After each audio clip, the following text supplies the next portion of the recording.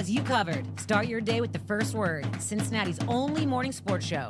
Power through midday with the working lunch. Cincinnati business talk that keeps you in the know. Nat tries that for lifestyle around the city, and the Rebound Rundown covers every corner of the college basketball scene in the tri-state and beyond. This is The Crown. Built for Cincinnati. First word for your morning sports. The working lunch for business that hits home. Nat tries that for lifestyle around the city, and Rebound Rundown for college hoops. This city deserves its crown. Watch, listen, subscribe.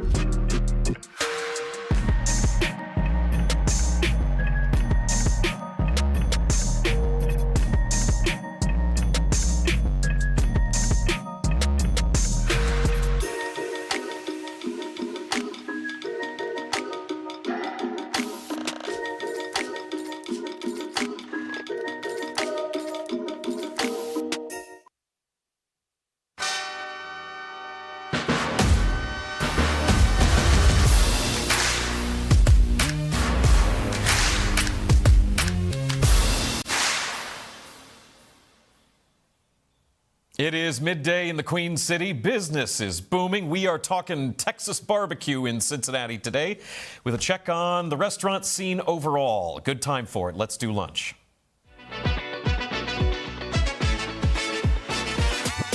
Cincinnati is a city that means business. Fortune 500 company HQs, renowned institutions like Children's Hospital and the Cincinnati Zoo, and letters that everyone here knows: TQL, GE, CVG, UC, and X. It's also a city that's large enough for new ideas to take root and grow. You know somebody who knows somebody who knows somebody, and you're in business. I'm Jack Crumley, and this is The Working Lunch.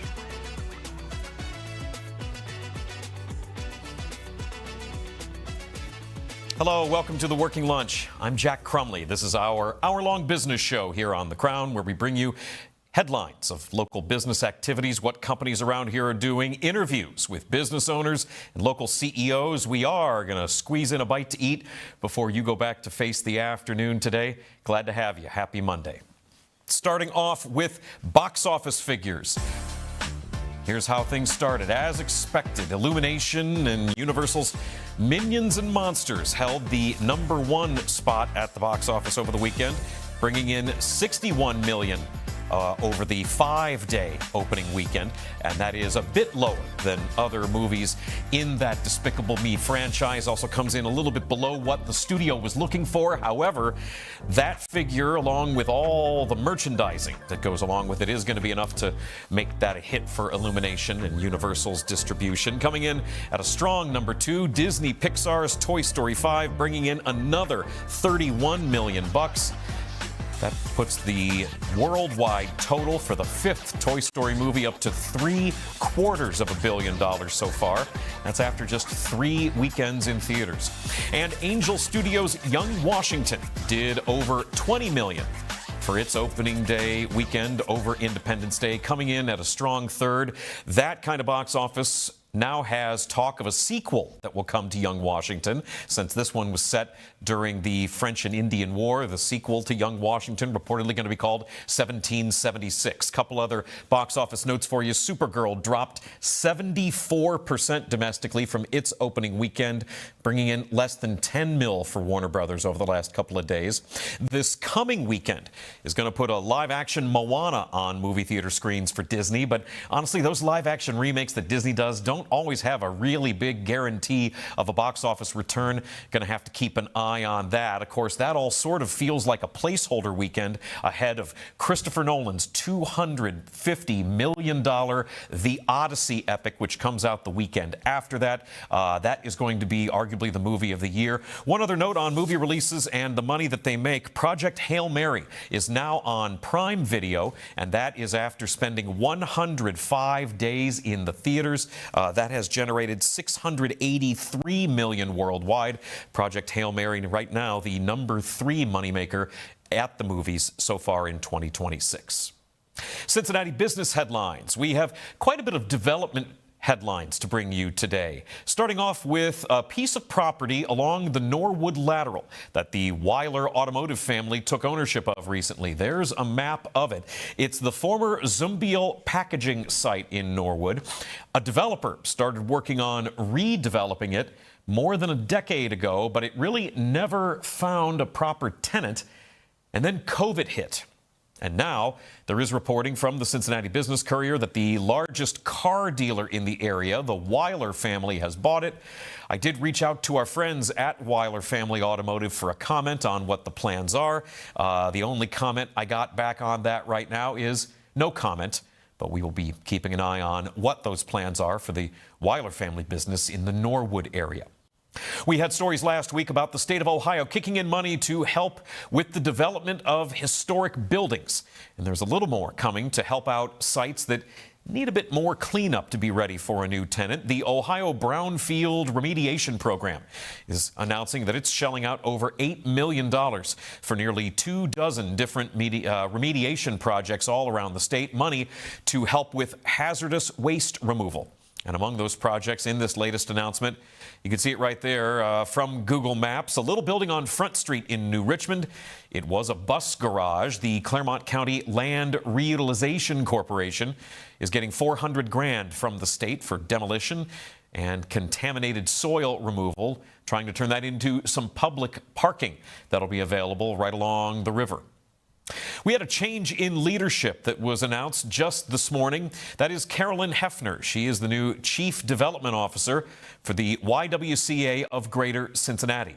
She'll be the one handling major gifts, corporate partnerships, special events, and more, all to support YWCA Greater Cincinnati's mission of eliminating racism, empowering women, and promoting peace, justice, freedom, and dignity for all. In case you were curious what the YWCA's mission is. That is a lot to be working toward, of course. Carolyn Hefner has experience most recently with development and external affairs at the Contemporary Arts Center. She also has previous work experience for the Meyerson Academy, along with Camp Joy and the Cincinnati Museum Center. Now for today's Big Bite. My guest today is a dear friend, Brendan Haig, owner of Bee's Barbecue. I have known Brendan for years, and he's told me firsthand over the years about the various opportunities and challenges when it comes to running a restaurant in Cincinnati. So I thought before we have him on, we will take a look at some of the ups and downs the industry has seen more recently. It can be a little bit busy sometimes. 5 minutes. I got you, Chef. Great. T, I want you to help me set plates, please. Yes, Chef. Thank you.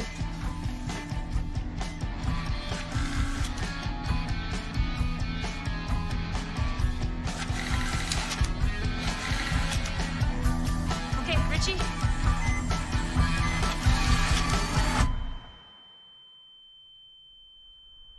Drive. Okay, guys, we're gonna refire for focaccia, okay? We're gonna walk that first. You know, that's interesting. That's a clip from a later season of The Bear on FX when things, in theory, are a little more organized. Season 1 is just absolute chaos. But still, that element of chaos is something I always like to ask restaurant folks about. I like to watch the credits of movies because I like to see the names of this army of people that just made the thing that I watched. And similarly, I am fascinated by restaurants, too. A group of people all working together, in theory, to make food, to make people's days or nights. The art of food, the science of cooking, and the business of making all those pieces fit to meet demand. Food's such a crucial and intimate part of the culture of a city.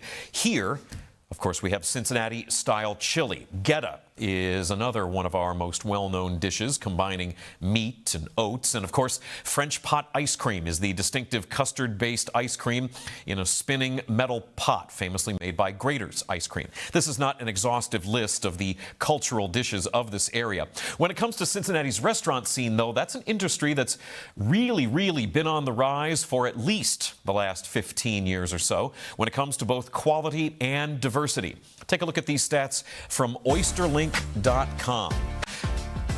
Breakdown of number of restaurants in a given neighborhood in the city. Of course, downtown, the urban core, really getting a lot of the focus there. But over the Rhine, just north of that, with the second highest amount of restaurants, Mount Adams, the old go-to spot for going out before the revolution we saw in Over the Rhine, with 150 listed there by oysterlink.com. Clifton with a bunch because certainly a lot of hungry students at UC. And just sort of moving on down the list. I like how it's not necessarily based on the affluence of a given neighborhood determining how many restaurants are in a given place. So much of that has to do with just local decision making from entrepreneurs. Over 1,500 restaurants just in the city of Cincinnati alone, from burgers to pizza to fine dining. There are just so many quality places, all competing on incredibly tight margins, something that we're all trying to keep an eye out for. University of Cincinnati doctoral student Hannah Dahlke used county health licensing data to track restaurant openings and closings in the city between the year 2008 and 2023. So that's the map of that data tracking there. You can see those lighter blue dots represent closed restaurants over that long period, again, from 2008 to 2023. No surprise, Hannah Dahlke's research found a spike in Cincinnati restaurant closures in 2009 after the Great Recession hit, and in 2022, 2 years into COVID. Those tight margins that restaurants exist under, even in the good times, are always a challenge. And when you have outside forces like a global pandemic, that puts restaurants that are just getting by at risk themselves.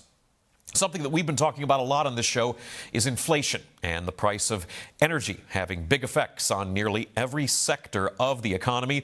You may remember, especially for restaurants, that chicken prices blew up a few years ago. Wings especially affected by that.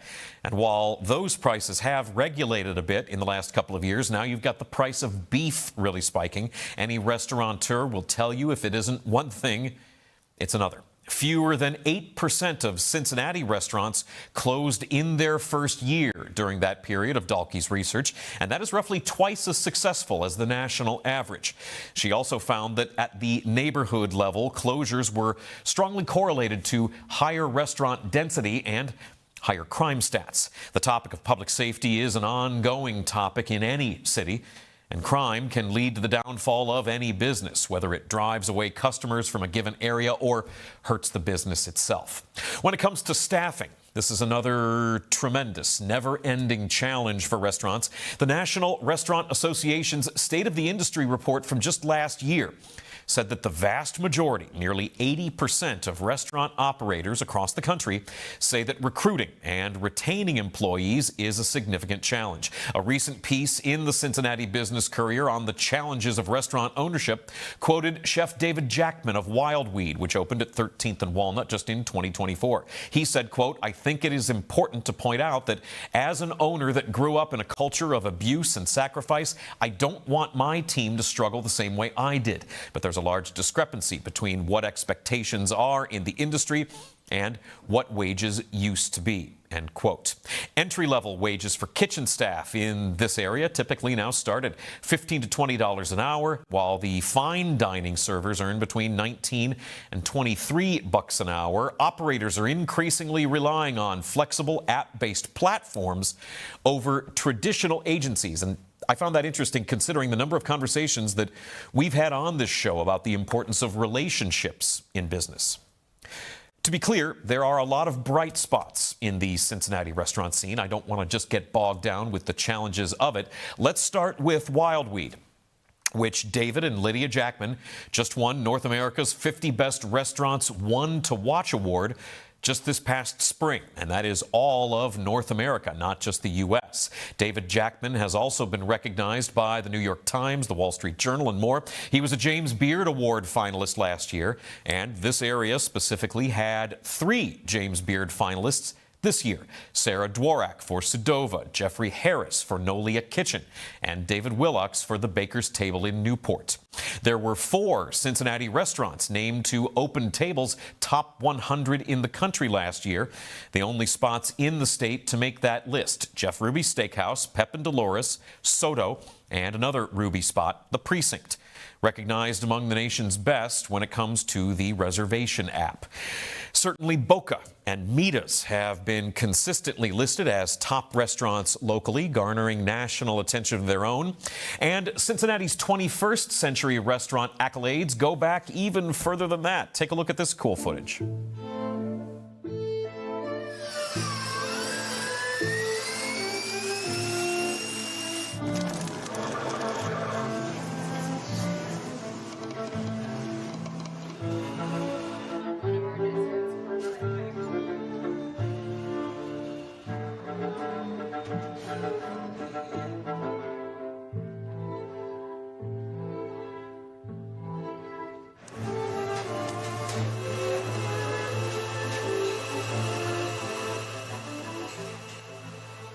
You know, I think that sort of stuff is just fascinating to watch. I could watch that all day. Credit to the Hilton Netherland Garden Hotel for that footage. That is behind-the-scenes video from the Orchids at Palm Court from a decade ago. But that video was put up right after that restaurant won AAA's 5 Diamond rating. One of only 63 restaurants in the country to achieve that in that year, and the only one in Ohio to do so. And there's a very prestigious future ahead for Cincinnati restaurants as well, as they are now going to be eligible to earn Michelin stars, which of course is the top honor in the restaurant world. That all comes in the aftermath of Michelin Guide first creating a Great Lakes edition last year that did not include Cincinnati. Major oversight, but they are repairing it. There are already anonymous Michelin Guide inspectors checking out the local scene. Restaurants are ranked in that category by 5 criteria: product quality, mastery of cooking techniques, harmony of flavors, the personality of the chef, of which there's usually no shortage, and the consistency across the menu.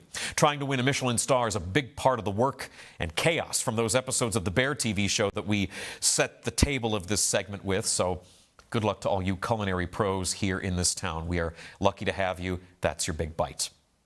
Coming up after the break, a man who knows all about the challenges of opening restaurants and keeping them open. He is a dear friend of mine, Brendan Haig, the man who puts the B in B's Barbecue. Going to be my guest next. Take a look at some stocks of local interest on this Monday. You're watching The Working Lunch on The Crown. Stick around, more to come.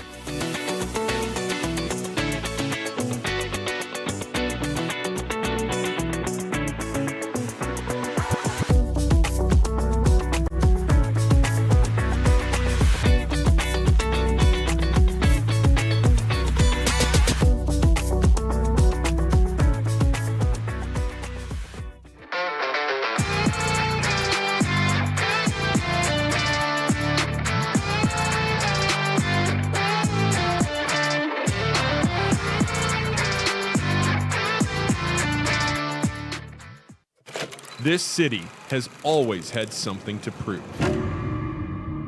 While the rest of the country talked about us, we built our own voice. Blue collar, underdogs, built differently, overlooked, talked about like we were supposed to stay quiet. But that was never who we were, because this city doesn't wait for permission. And neither do we. And now, for the first time, Cincinnati has a network built in its image, because the biggest stories in this city deserve more than highlights. This isn't cable television. This isn't national media. This is ours. This is The Crown.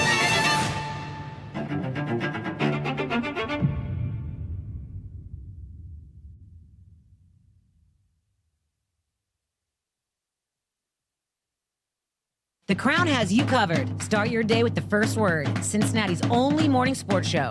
Power through midday with the working lunch. Cincinnati business talk that keeps you in the know. Nat tries that for lifestyle around the city, and the Rebound Rundown covers every corner of the college basketball scene in the tri-state and beyond. This is The Crown. Built for Cincinnati. First word for your morning sports. The working lunch for business that hits home. Nat tries that for lifestyle around the city, and Rebound Rundown for college hoops. This city deserves its crown. Watch, listen, subscribe. My name is Jack Crumley. I've been covering news in Cincinnati on the radio for the last 20 years.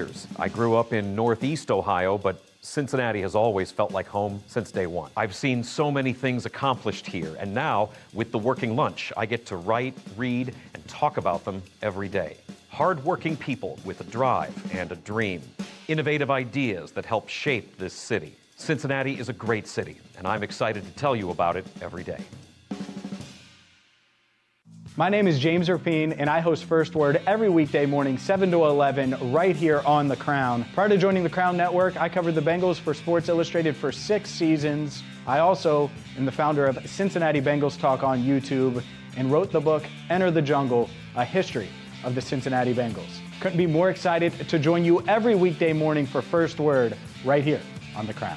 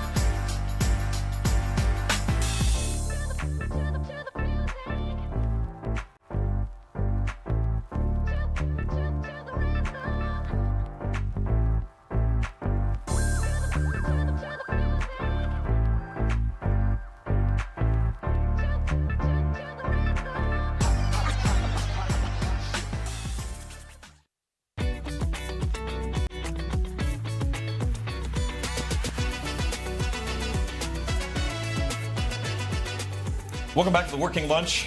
I'm Jack Crumley. So glad to be joined by one of Cincinnati's local business owners, restaurateur, who has seen such an interesting growth in what he does for a living. Brendan Haig, the owner of Bee's Barbecue, joins us.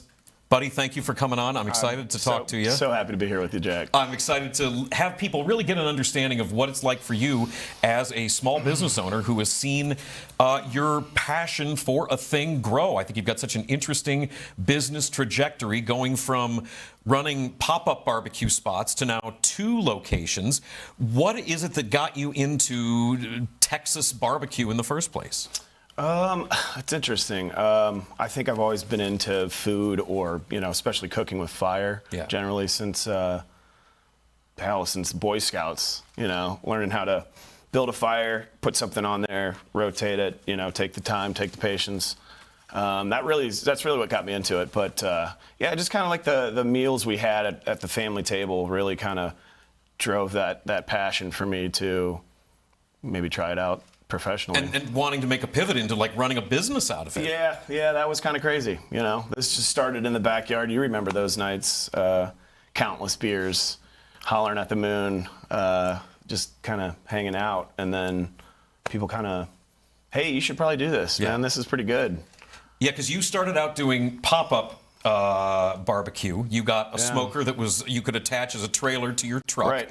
And was Dutch's in Hyde Park the first place that you were starting out? Dutch's was the first place, yep. My brother was the chef de cuisine there at the time. During those days, they weren't open on Sundays, so the bar would stay open at from 5 to whenever, and they'd let me show up and sell barbecue. And immediately we had a following. I mean, there were lines at 4 o'clock ready for us to show up with brisket. And it kind of just grew from there. During COVID, found the shop on Chandler Street and worked towards getting that open. Yeah, how big of a deal was that for you? Because going from doing the pop-ups in like the teens, and then opening your first brick and mortar spot during COVID, that's a huge change in the way that you're doing stuff. Yeah. You kind of just got to go for it. We always did. We bought a house during the same time. I mean, we just kind of went all in. Whether the world was shut down or not, we wanted to kind of see what we got. How did finding that spot in Madisonville at that Chandler carryout location, how did that come about? I think I was just driving by. I was heading to my parents' house or something, and I saw a for lease sign, and was like, I'm going to inquire. A guy was trying to operate like a ghost kitchen out of it. I think he either ran out of money or just found something else to do. So he kind of sold me all his equipment. I took over the lease. It was not turnkey. It's a term used a lot. Yeah. But so we had to do some things and, deal with the city, which is a challenge sometimes.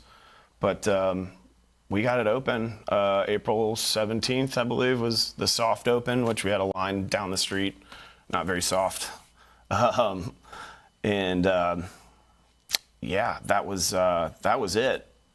And going from, again, doing pop-ups for people to show up at a bar, now you've got your own spot. Right. And opening it during COVID, there's no inside seating at the Madisonville spot. It was just a carry-out. Right, and it was kind of set up perfect for that. We had kind of like a one-in, one-out situation. We had the plexiglass and the masks and all the whole thing. But people seemed to be okay with it, They came in, we would sell out a brisket and everything else by noon sometimes, opening at 11. You guys consistently sell out. Yeah. What is it like for you as someone who is so passionate about food and cooking and going from doing the pop-ups to now coming up with a maybe more stable menu that you've got to be offering on a daily basis at your first location? Right. Was that a big change too? That was a big change, and that really had a lot to do with the space we got when we took over the old Pontiac space, just because of the storage, the Madisonville's 500 square feet, so we can only store so much, cook so much, and then serve so much in a day.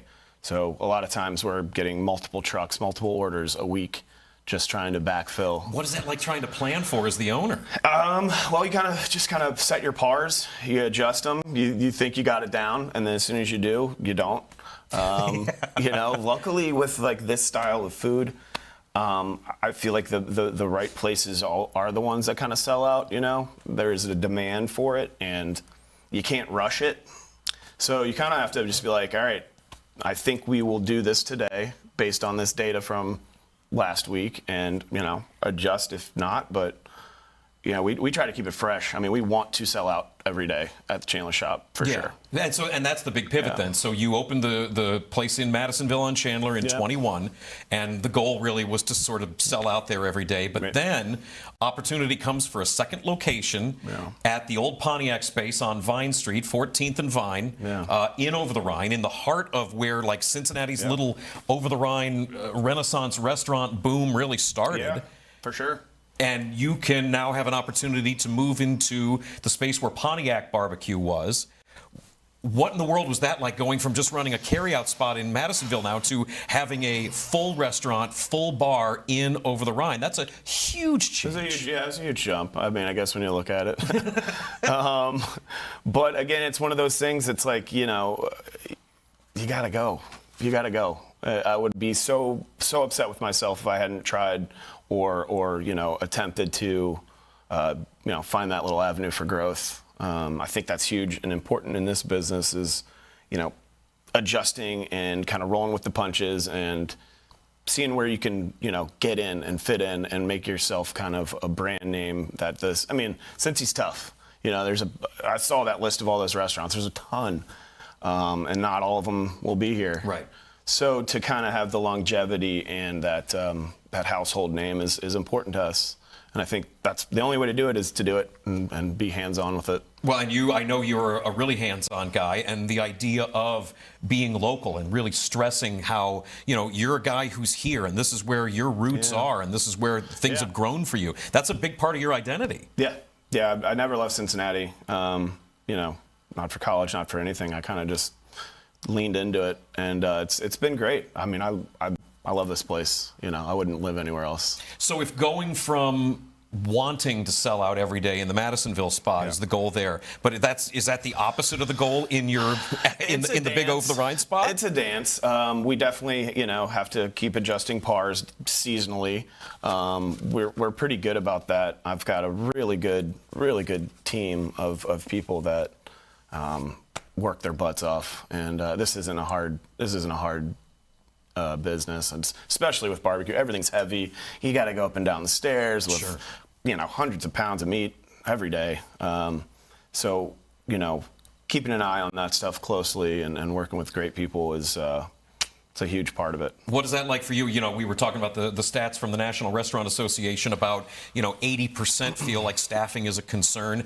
What is that like for you as an owner now of two locations? I can't even tell you how lucky I am, Jack. I mean, just completely blessed with a great team, a great support system, and not only that, just like loyal customers and guests that we share memories with. That's that's part of it. It's like we want to welcome you into our house.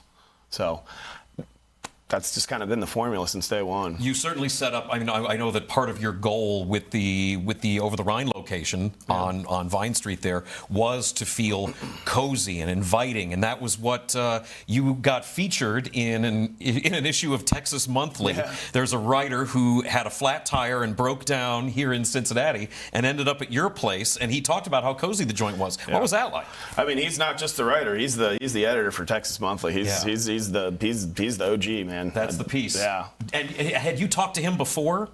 We had. I had met him at the Chandler shop briefly. He kind of came there with Keith Pandolfi at the end of a service. So the Inquirer writer. Yeah. Yeah, I didn't have a ton of food left, but I put together something for him, and he was very thankful and just a cool guy. I mean, so knowledgeable about not only Texas barbecue, just generally restaurants.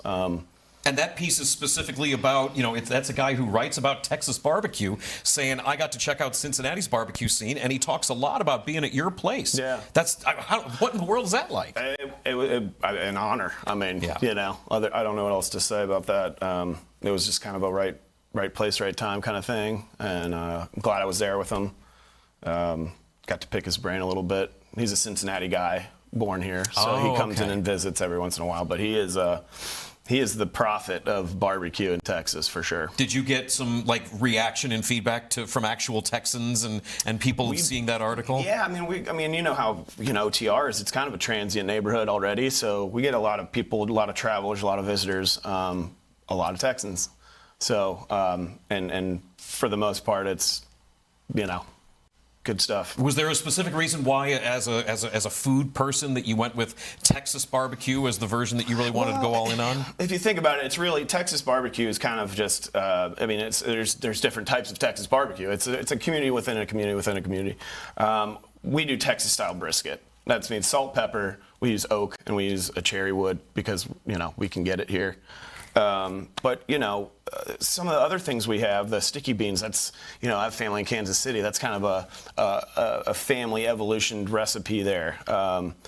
We do creamy stovetop mac and cheese. We do a southern style coleslaw. So we kind of are pulling from some other places than Texas, but Texas beef is king, and that's kind of the focus, and that's kind of what I think has gotten us to where we are is with the brisket. Do people generally, like non-barbecue experts, do you think that people, is there a good understanding of what all the effort that goes into the food, like the smoke that you're talking about and the different woods as far as subtle flavors? There's a lot of subtlety to it. Is that something that you think people really realize? I think that's part of our job, is to kind of build that culture, educate people with, what we're doing.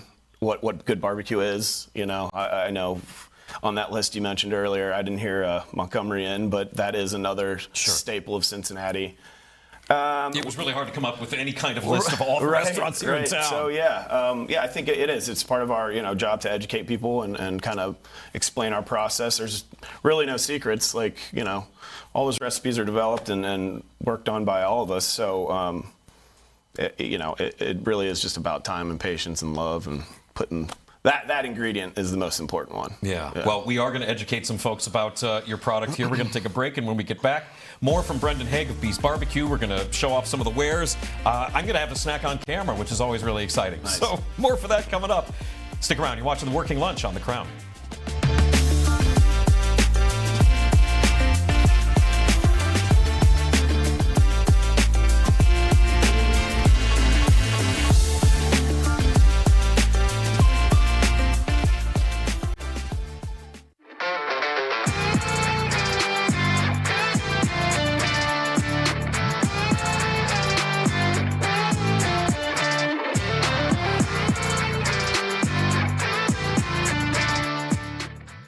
What is The Crown? It's simple, really. Authentic Cincinnati entertainment. Not hot takes from a studio 3 states away. Not national noise pretending to know this city. Rather, bringing a voice to those who call the Queen City home. Where can I watch The Crown shows? Join us live from 7 to 11 a.m. for First Word and 12 to 1 for The Working Lunch on RESN. No live TV? No problem. Stream and interact with all of our content on major podcast, broadcast, and streaming platforms. The Crown is Cincinnati. Loud, passionate, competitive, proud.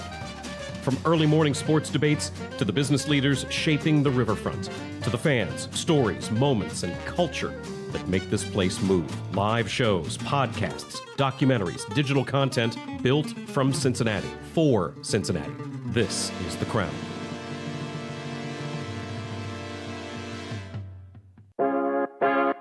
Hi, my name is Adelaide Jones. Just your typical 40-year-old Cincinnati girl. Although, no, I'm not married or divorced. I don't have any kids, and I don't live in the neighborhood I grew up in, which is the West Side, by the way. But what I do have is a lot of freaking time, and I've been using it well. So come along with me on this grand adventure, because I've been trying all the new around town that you need to know about. This is Nat Tries That.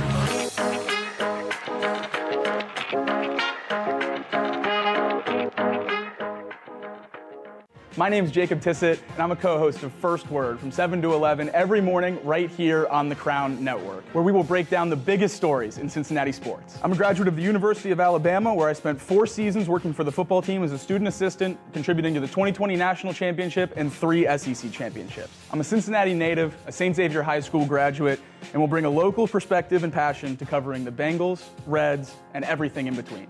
I'm excited to have you join us on First Word. Hey, Hey, I'm Marissa Contapelli, one of the co-hosts on First Word and a features producer here on The Crown, where I will be out and about in Cincinnati bringing you the stories that you need to hear in the Queen City. Now, I know I'm from Cleveland, but I love my Cincy sports. I've been in Cincinnati for almost a decade now, spending the last 8 seasons with the Bengals as a team reporter and senior producer. I am so excited to be a part of the team here at The Crown, and I can't wait to bring you the latest from around the city.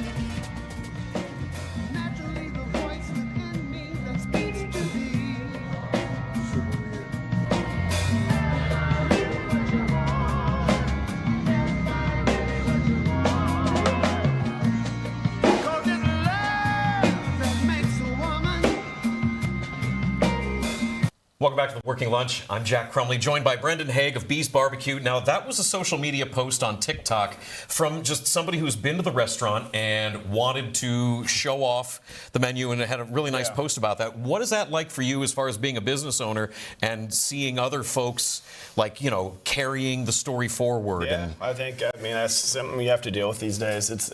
I think for the most part, we get good stuff. Is there an element of letting go, like an artist, where you put the work out into the world and you just got to leave that up to folks now to talk about? Absolutely. I mean, I think it's up to interpretation and people's, people feel creative doing their little TikTok videos and whatever. Do you sit there and see them sitting in the seats making videos in the restaurant? Yeah, we just had a local influencer come in last night and had a great meal, and we messaged back and forth, and I was like, oh God, didn't know you were coming in. She's like, can't believe it took so long. Yeah. She did a nice video. So.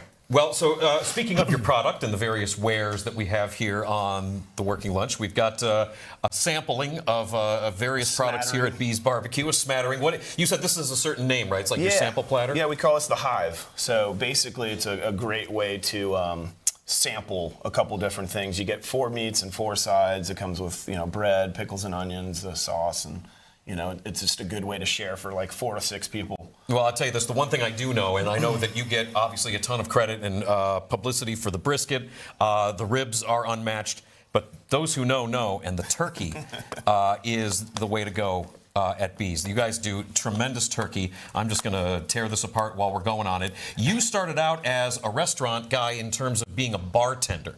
You worked at how many bars over the years before you started doing the restaurant stuff? At least half a dozen, yeah. What did you learn as a bartender and coming up that way that has now influenced the way that you are running these restaurants? I think it taught me to keep things simple, keep things honest, and have a good product and something approachable for everybody. Boy, that turkey's great.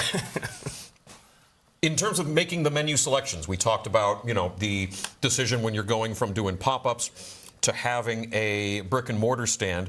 Are there any ways that this menu gets tweaked as time goes on?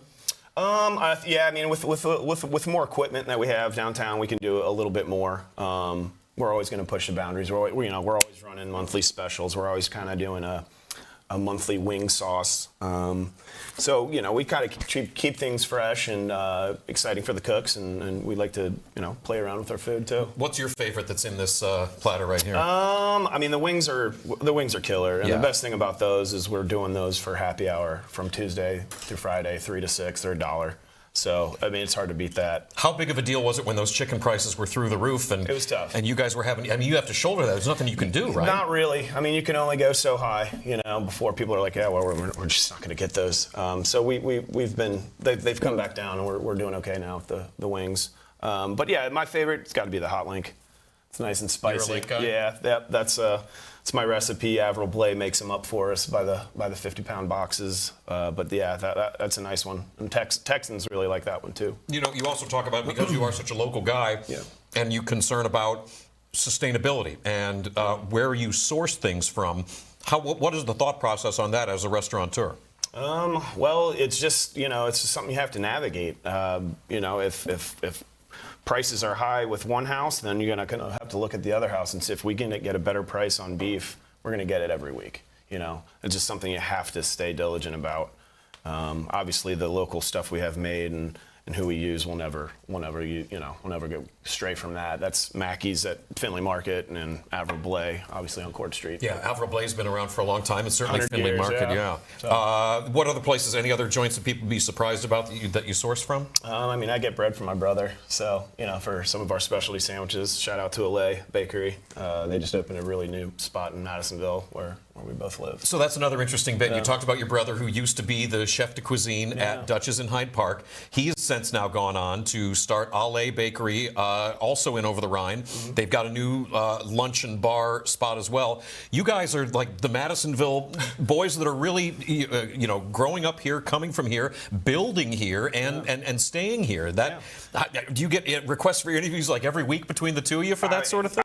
I think that story is yet to be written, but it's going to be a good one. That's crazy because I mean, really, you guys are both really making your mark on this city in restaurant form. Well, our parents did a good job about putting that mark on us. You know, we've always kind of grown up in the community, working with the community. My dad started the first community garden in Madisonville. You know, we've always had that idea of sense of family and community, and then you know the meals, the filling the table every day. My mom's 1 of 10, so she always wanted to fill the table.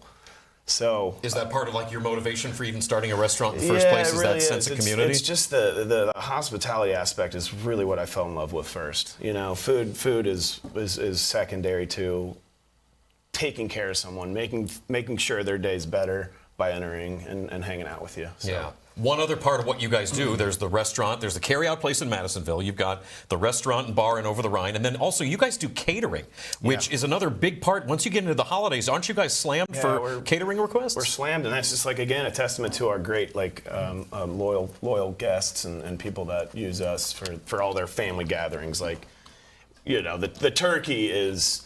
It's a staple now for Thanksgiving. We could never not do it. The hams for Christmas, you know, brisket, all the stuff people have built memories around. So it's pretty cool. So, but we would definitely want to expand and do more catering.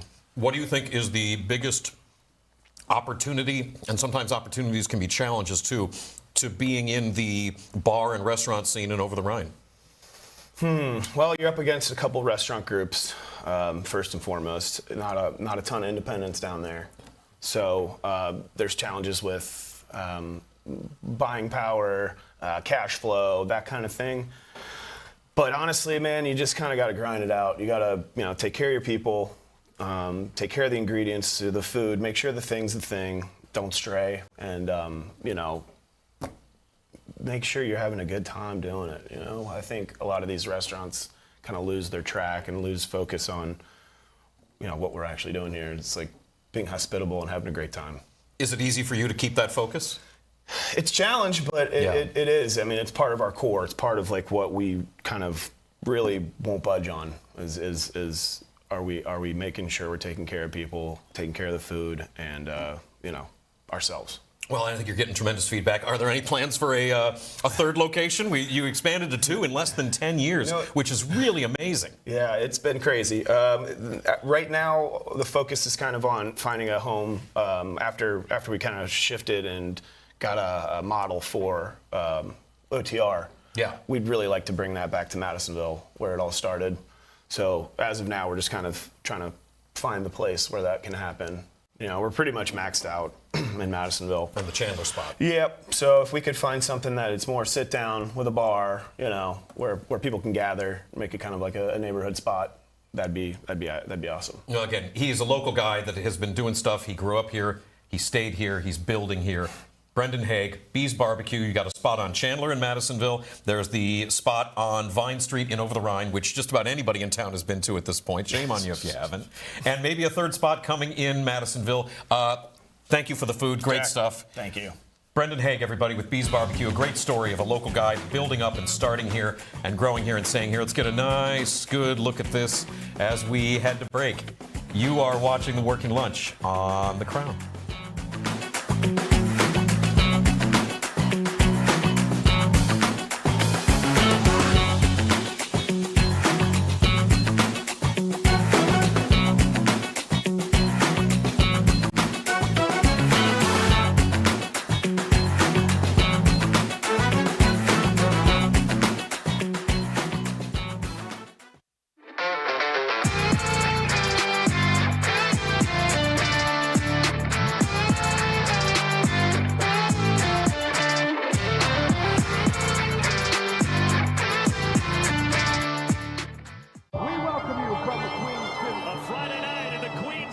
Cincinnati, Ohio. We welcome you from Cincinnati, Ohio.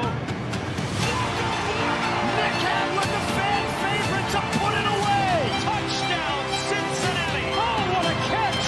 Cincinnati can't score. And look who scores in the bridge game.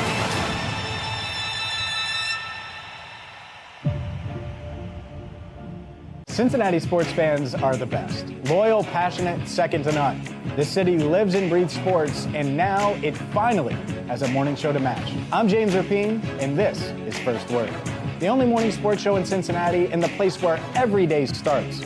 We break down the biggest moments and set the agenda for the city. Marissa Contepelli and Jacob Tissett join me to bring the insight and energy you need to start your day. The conversation starts with First Word. First Word, weekdays 7 to 11, part of the Crown Network. This is the Rebound Rundown. I'm your host, Paul Fritchner. Your home for college basketball in the Cincinnati area and across the country every Monday through Friday during the season.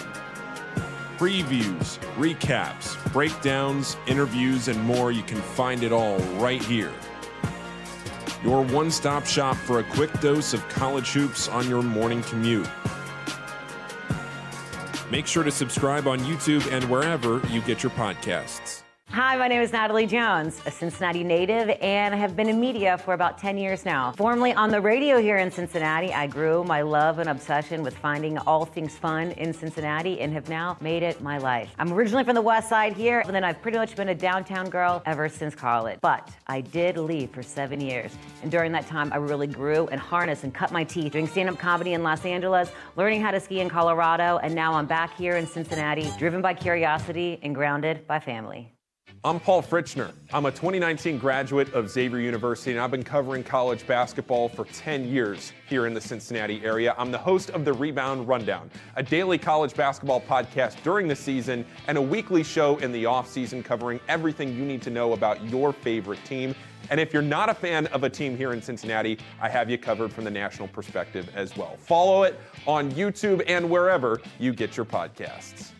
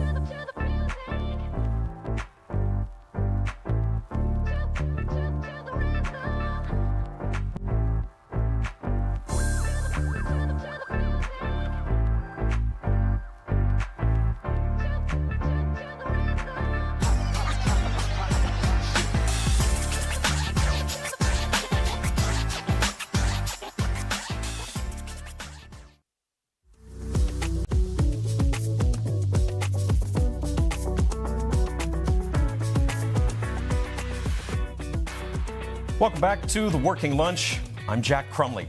Big thanks to Brendan Haig of Bees Barbecue for coming on the show and giving us an insight on what it's like to be a guy that just likes to cook and then taking that and pivoting into becoming a business owner, having 2 brick and mortar locations all in less than a decade. I think that's really fascinating stuff. And like I said earlier in the show, I'm so interested in watching, like I said, the credits in movies and seeing all these people that came together to make a thing. And the same thing with restaurants, all those people working together to bring food and make somebody's night, something that Brendan said was really important to him. As we move into the last block of the show, we do love to let you know about all of the great nonprofits that are doing a lot of great work in this area. The nonprofit work alone in this scene is really tremendous, and we especially love to talk about the work that goes on in the nonprofit scene when local businesses team up to help them. Found out about this just this morning. This is for all you animal lovers out there, and Lord knows there's a lot of you. Cutting Edge Flooring and Tile in Westchester has a dog adoption event coming up at the end of this week. It's also going to be a fundraiser and a donation campaign, all for the Animal Friends Humane Society of Butler County. You can see on there, it's a little bit of a busy flyer. It's easier to see on a computer screen, but if you're looking at this right now, that is going to be this Friday. You can add to your family by adopting a dog, certainly even beginning the process of meeting one of the many dogs that they're going to have on display that morning, or you can support the organization financially. There are family activities and pet activities available too. You can donate a variety of items to the Butler County Humane Society. You can donate pet food, other supplies that they need, and for every donated item, participants are going to get a raffle ticket. That'll increase your chances to win one of several prizes that they're going to be drawing for. Again, that is all this coming Friday morning from 9 until noon. That's at Cutting Edge Flooring and Tile. That's on Service Center Drive in Westchester in Butler County. A really nice opportunity to help out some animals in need, an organization that's doing really great stuff, Animal Friends Humane Society. It looked like they also had pup cups available there too. And what animal doesn't love a cup of whipped cream to eat? Looking ahead to the rest of this week and coming up here locally, going on this week here in town. Certainly, the World Cup continues. Lots of different watch parties. Just about any bar with a TV in it is going to be doing a watch party for the World Cup. In terms of some of the bigger events going on, the Banks continues its various World Cup watch parties all this week. Of course, it's tonight, right? The big event, USA, Belgium. That is at 8 p.m. The Banks is going to be jam-packed. And for a Monday, coming off of a holiday weekend, all those bars and restaurants that are going to be down there are going to be happy to get your business once again there. USA, Belgium going on tonight. Big watch party at the Banks and elsewhere as far as the World Cup goes. Wanted to give you a preview of what else we've got going on the show this coming week. This coming Thursday, huge guest that we're going to have, Debbie Hayes, who is the CEO of the Christ Hospital Network. She's got a tremendous story, having come up as a student nursing aide.